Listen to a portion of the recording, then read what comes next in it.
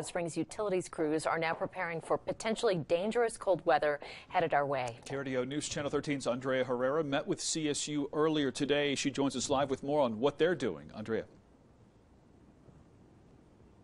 Steve Berry with Colorado Springs Utilities says he is thankful that 77% of our electric line is underground. He says this protects the city from a possible power outage during the cold temperature days. However, crews are working to double check equipment and make sure we're prepared.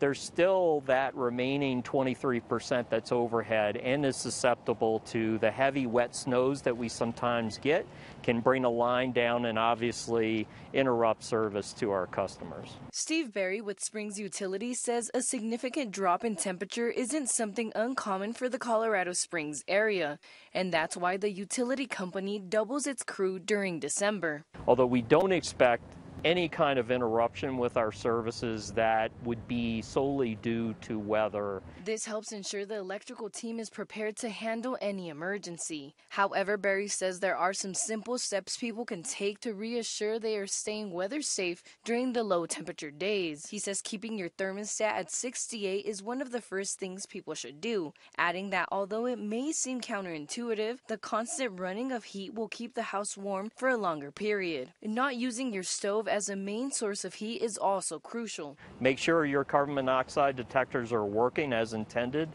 That's very important. So don't resort to alternative heating methods to stay warm.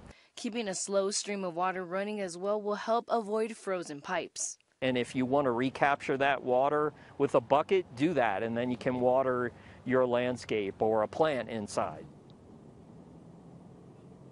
Berry says his crews are available 24 hours a day, 7 days a week to help any resident with an emergency.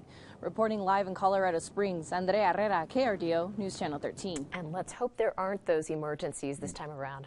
For the second time in a week, Colorado Springs is getting ready to welcome a major business expansion and hundreds of new jobs to town. Integris, a company in the semiconductor industry, plans to create 600 jobs over the next few years and build a new facility on the northwest side of town. KRDO News Channel 13 Scott Harrison is live in the newsroom with more on the latest economic boost for the Springs. Scott? Well, Integris was founded, I should say, in 1966 and has offices in at least a dozen states, along with 500 employees already working in Colorado. The Springs won out over several other cities for this major expansion. The announcement came late this morning at the Olympic and Paralympic Museum downtown. The announcement follows 7 months of negotiations. We're told that the Springs probably didn't offer the best incentives package, but it does offer other advantages, such as quality of life, recreational opportunities, and continued growth.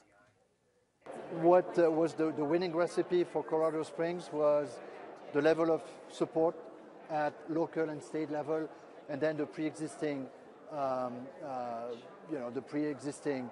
experience that we have with the workforce here. I think the semiconductor industry is not very well represented in Colorado Springs. Having said that, I think the type of talents that we need would be engineers and chemists and scientists. Now, 300 people currently work at the Integris existing facility along Garden of the Gods Road. And we're told that the new facility will be built on vacant land, you're seeing it right there, a few miles north in the Rockrimmon area. Each of the new jobs, we're told, will have an average yearly salary of around $75,000. Live in the newsroom, Scott Harrison, KRDO News Channel 13. All right, Scott, thanks so much. Colorado Springs police are investigating a homicide discovered on the side of I-25 today. Police arrived on scene just before 8 a.m. and found an unresponsive person inside a truck. They then shut down all southbound lanes on I-25 to secure the scene and called in detectives. That left morning traffic at a standstill between Cimarron Street and the MLK bypass.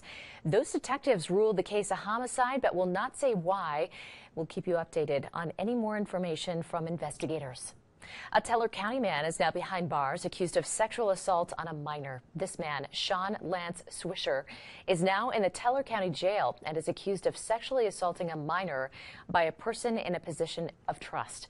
The sheriff's office says it served 2 search warrants, one of them at the Kingdom Hall of Jehovah's Witnesses near Woodland Park.